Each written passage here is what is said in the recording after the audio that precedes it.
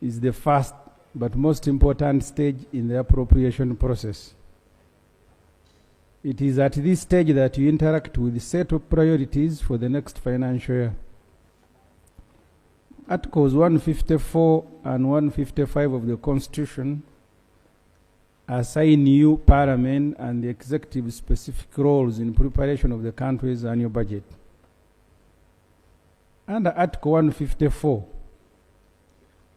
no monies can be withdrawn from the consolidated fund except with your authority, and here I mean Parliament, which you exercise through enactment of the Appropriation Act.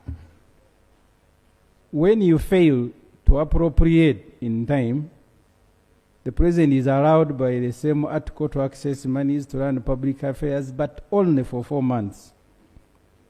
And I want to emphasize, taxpayers' money can only be withdrawn with your permission. If you surrender this responsibility, please blame nobody except yourself. Article 155 instructs the President to prepare and submit to you the annual budget for approval. It also gives you authority to determine the format the President must follow in preparation. The format you set out in the Public Finance Management Act states, the Minister of Finance shall, for each financial year, prepare a budget framework paper approved by Cabinet and present it to you, here I mean Parliament. The budget framework paper, therefore, is the first draft. This is the stage where the aspirations of your people come face to face with the government priorities, and the Chair has listed those aspirations. Mr. Speaker, I begin with the format. Section 9 of the Public Finance Management Act and Schedule 3 outlines the format the budget framework paper must follow. Your first task this morning is to examine whether the budget framework paper before you followed the format. Among others, the budget framework paper must be consistent with the National Development Plan and with the Charter of Fiscal Responsibility. I want to emphasize that the Chair has said actually it was not consistent. But in the conclusion, the majority are saying approve. Schedule 3 of the Public Finance Management Act outlines 8 other parameters that the framework paper must meet, including projections of government expenditure in respect of each vote for the financial year and the next financial year, split into current expenditure and investment plan. This is listed as number 7 on the schedule. Let us examine the consistency of the budget framework paper with the set parameters. Part of the examination, we agreed that actually it was inconsistent. The draft budget, you may call it the budget framework paper, and therefore is supposed to finance the country's national development plan. The National Development Plan is developed by National Planning Authority under the National Planning Authority Act. The development plan is supposed to be approved by Parliament. On December 19th, 2024, Minister of Finance presented to Parliament the budget framework paper together with the draft National Development Plan, which is NDP4.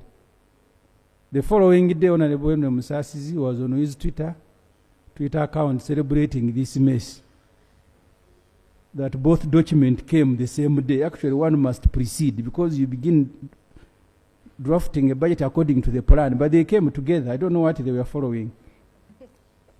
What a Senate government, something I cannot accuse NRM of, should have done is to present a draft plan for approval by Parliament first, and then a draft budget prepared in accordance with the plan. The development plan was approved by Parliament on January 9th, 2025, 20 days after the presentation of the budget. Not surprising that the two documents don't speak to each other. The development plan proposes 92 trillion budget for the first year of implementation, which is next financial year. The budget, as rightly captured by the majority report, proposes 57.44 trillion. Either the development plan was guesswork, or the framework paper, or both. The development plan projects 67.7 trillion in revenue correction in the first year, but the framework paper puts it at 33.681 trillion. Spending on luxury. The development plan and budget framework paper list agro-industrialization, tourism, minerals, including oil and gas and science and technology, including ICT and creative art, which are summarized as items as top priorities.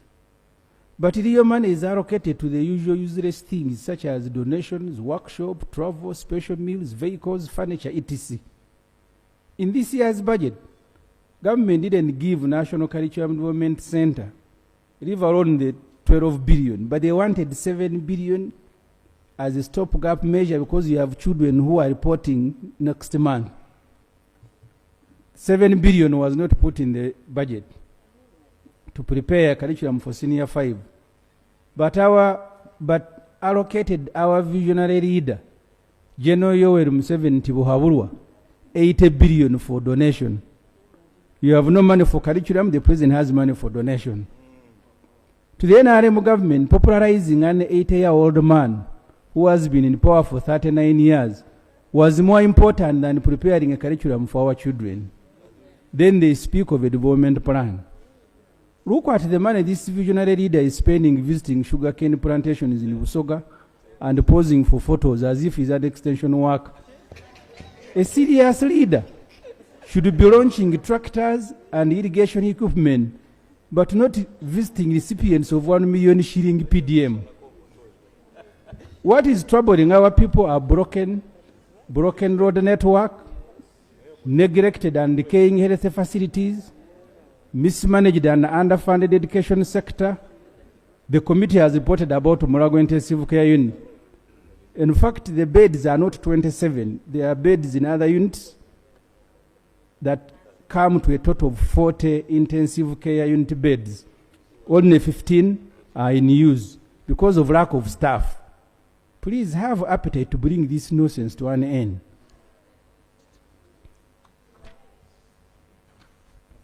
Mr. Speaker, you need to look at the allocations because usually details, as the chair said, they hide in many words as if they are in a workshop.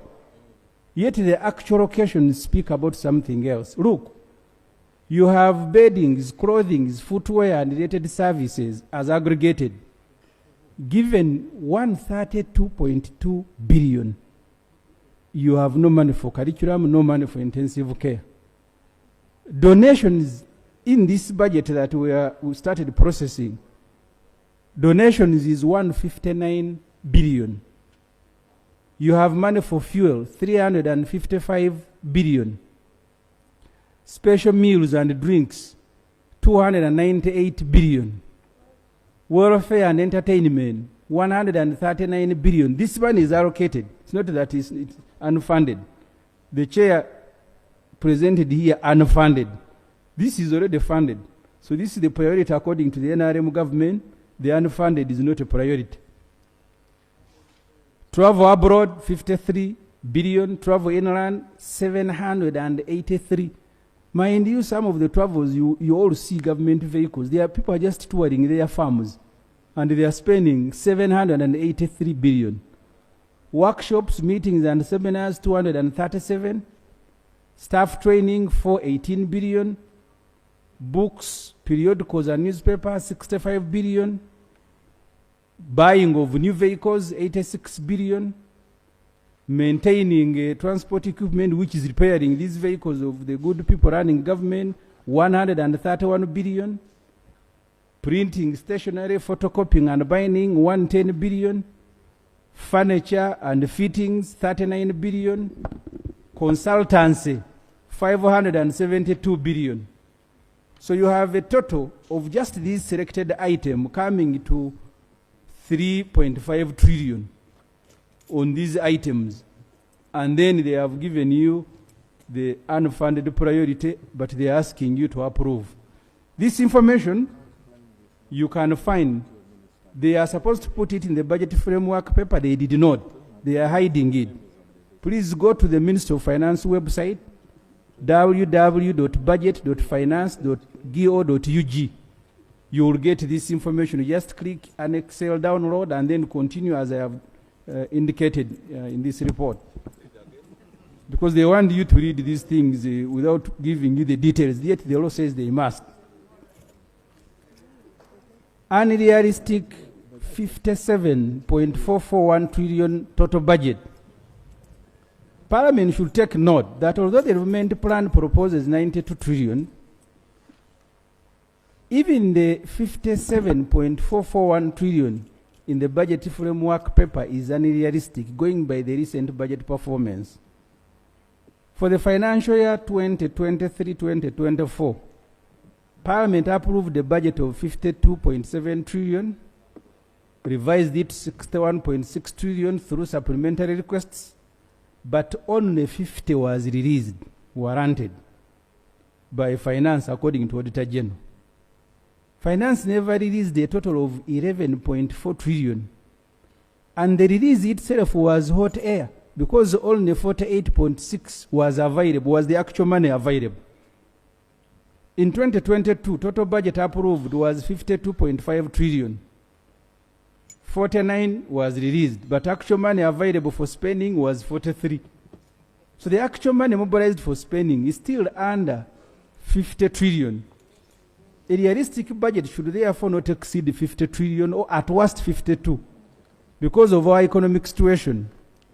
If more resources become available, then you return to Parliament with a supplementary. But you don't bring here a budget of 72 trillion, yet you know at the end of the financial year you can only mobilize 48. Making a total budget look bigger, like this financial year 72 trillion, I think, is for self-gratification. It is for showing off on how NRM economic miracle has transformed the country. It is also for making bigger the 3% of the total budget that the government can spend as supplementary without prior Parliament approval.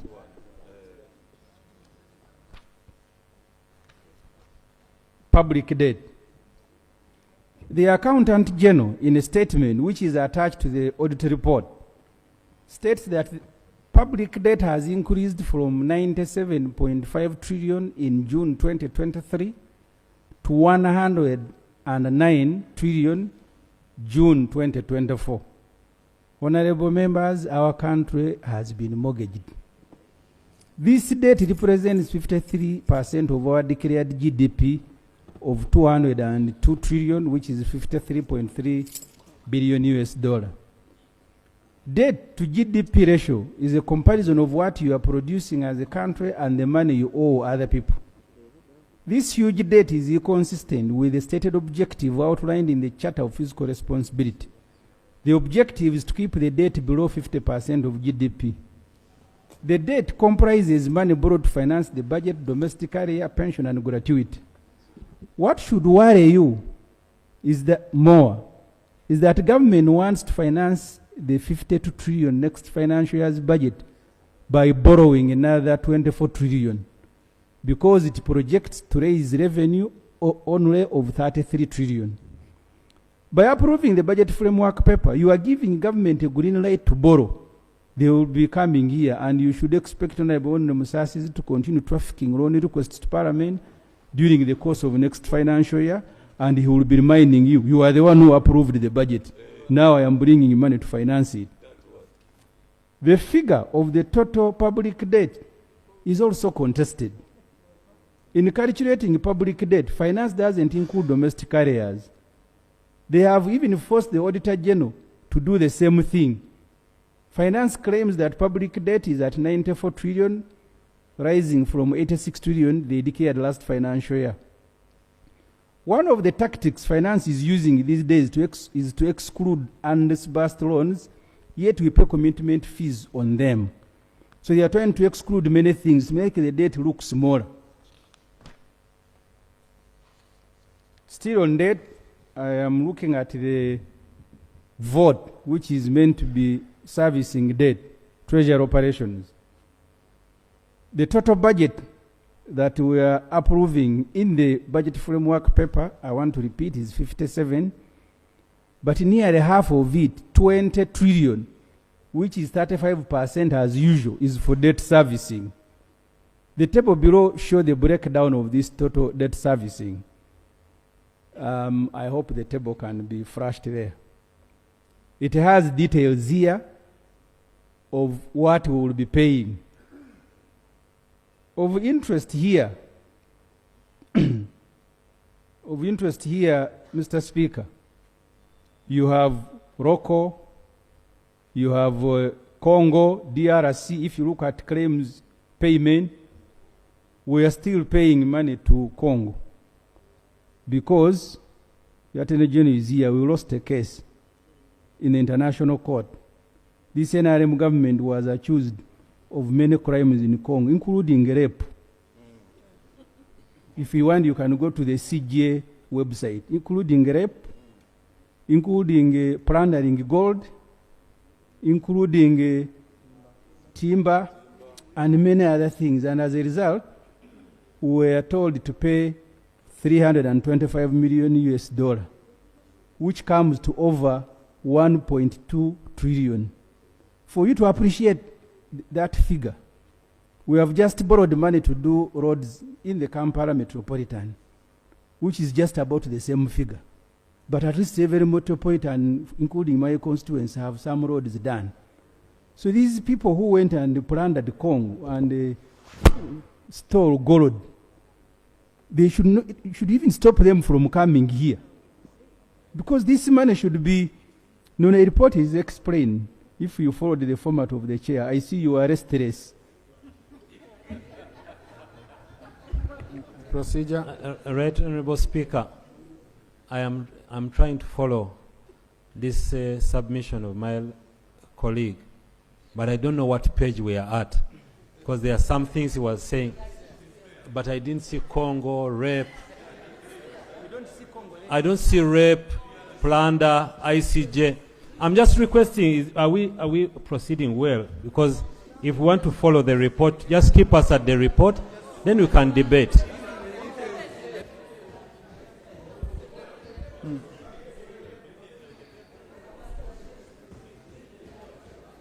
Yes, let's listen to each other, honorable colleagues. I already had my concerns, which I wanted to share at the end, because I had, for example, some of the words used, unparliamentary. A very good example being like the word nonsense. You can hold an opinion, but there are words in Parliament, on the official record of Parliament.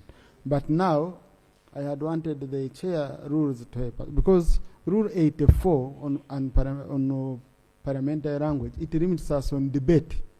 So, what about reports? And if on reports it's really a blank check, I think this is one of the rules we should look at, because a report will be used by researchers. It's a very, very important record that we will have. Okay? Chair rules. Thank you very much, Right Honourable Speaker. Actually, the rules talk about the parliamentary debate. And the question that arises is whether the report is part of the parliamentary debate. In my opinion, it is. Yeah, because why I was concerned, after presentation of report, I have to open a debate. Okay? Now, how does it become part of a debate before I open a debate, before I declare a debate? So I was concerned about that. But Chair, you look at it as Chair, and you will guide. We see whether we need to expand it and have more clarity. But what is like nonsense? Then number two, colleagues, and I saw also with the Chair budget, when you're reading a report, read a report. Then you have a chance of responses and where you can explain much more. Otherwise, all that detail you wanted, it should be in a report. A report should be read verbatim so that your submission is consistent with the report when one is reading the Hansard. So, Honorable Ssemujju, just you are about to conclude. The explanations can come in form of clarifications during the debate. Mr. Speaker, tables don't speak. At least in my training, tables are explained. Because if you want me to translate this table in 2 pages, this report will be 100 pages. So I just do a simple explanation presenting a table. And I know the Honorable Chiwanuka knows this, that when you are presenting a table, you explain. Even in court you do. I see you don't just throw documents at the table. So I wanted the Parliament to appreciate that part of what we are paying on that table is money to Democratic Republic of Congo. How did it arise? Because we were accused of looting, of killing, of damage. We've gone back to the same one. Order, please. Right Honorable Speaker has ruled. Yeah. And as a senior colleague whom we look at to guide us who are just starting out, when the Speaker has ruled, I only think that's only courteous that we follow the ruling of the Speaker and proceed. Honorable colleagues, we will have a chance, to speak unlimited, okay? Let's stick to the report. And also a table can have explanatory notes if you wanted to give all those more details. For example, I can say like on contingency fund, you preferred to just write contingency fund, but on court awards, you put in bracket DRC and mandamus. You see, it was your option. You could have put in more details. So just let's conclude so that we don't derail the debate. Mr. Speaker, I will now leave the table because it is causing some people to be restless. This information, Mr. Speaker, if you go below the table, actually I am presenting information as supplied to us by Minister of Finance. I am not the source. The 20.7 trillion amount for debt servicing in the budget framework paper is different from what is captured on the Minister of Finance website. Here, the total budget for debt servicing in the framework paper on their website is 21.612 trillion, which is a difference of 886.2 billion. The table below, all these tables are not my table. I didn't draw them. This one is by Finance in the budget framework paper. Then they have another one on their website that has this information. And for NRM, this is expected. Parliament, I am inviting you, must take keen interest in Vote 130 to stop wasting taxpayers' money. For instance, the Auditor General report for 2023 noted that Vote 130 had an approved budget of 16.8 trillion, but lacked a vote strategic plan. That's on page 518. In the same year, the vote received a total supplementary budget of 46 billion to cater for commitment fees. In the same year, payments through this vote totaled to 286, which was paid to Ruboa Specialized Hospital based on unsupported. It's not linked to the other. So just for you to take note that this vote is used for many things, including paying Pineti. So the year in the report of the Auditor General, we paid Pineti 286 billion based on unsupported completion certificate. That is page 518.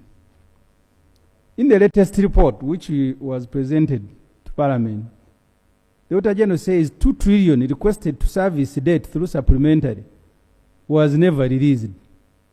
And last year, it is this vote that government raided, the word is not raised, raided to pay Magora 500 billion.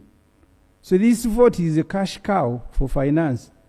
They come here screaming on top of their voice that they want money to service public debt, when actually it is not the case.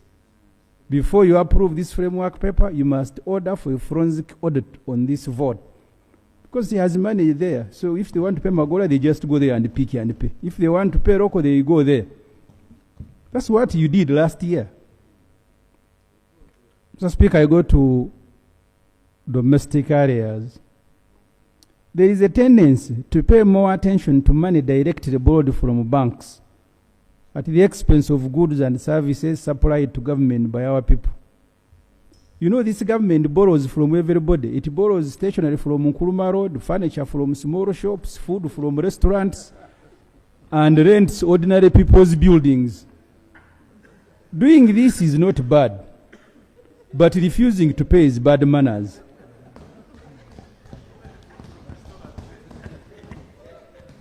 Money government owes ordinary people, commonly known as domestic areas, has now hit 14 trillion last financial year.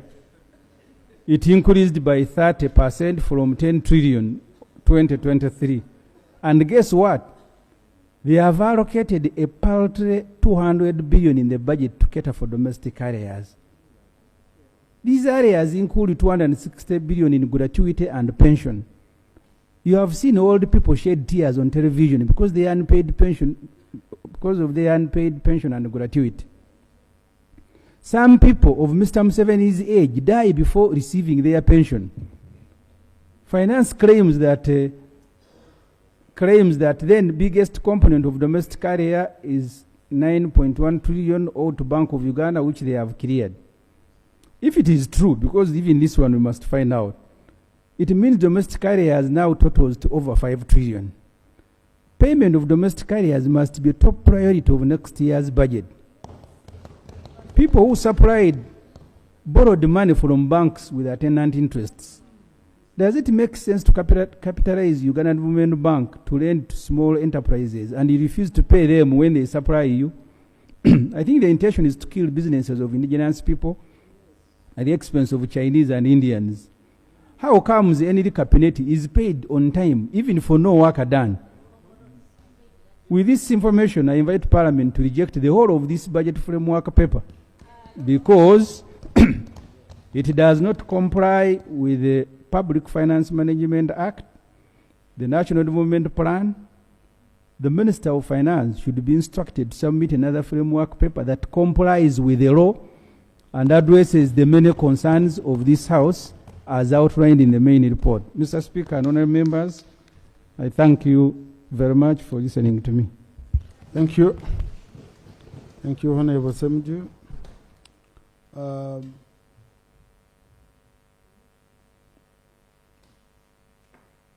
Before I open the debate, Attorney General, there is a commitment you made for us here, because we said we want to realign our committees with the budgeting process. I was here, I found KCCA was appearing in 4 meetings at once. The executive director, the deputy executive director, the director for what, all at once. Reason being they are scattered all over. We have failed to align our program-based budgeting to the structures. The committee of rules, led by Mr. Abdul Katun, to presented here report, and which we considered too, that we shall need to amend section 13.4 of the PFMA, and also the definitions of sector, of budget, and all that. So that here we come back to our rules, we amend our rules, and we make program committees. We stop having sector committees where people are scattered all over. And so I really need, before anything else, the Attorney General to commit to us that the budget for next year, because this one is already read, and these are direct amendments with no financial implication, just realigning. Thank you very much, Right Honourable Speaker. Right Honourable Speaker, we have actually communicated the instruction of Parliament, which we entirely agree with, to the Ministry of Finance. We support Ministry of Finance or whichever entity is the custodian of the law. But what we can do, Right Honourable Speaker, is to follow up ourselves and draft the bill and forward it to them and say, this is our proposal of the bill, and then they can proceed with it. We undertake to do that before the end of next month. Thank you. Thank you so much.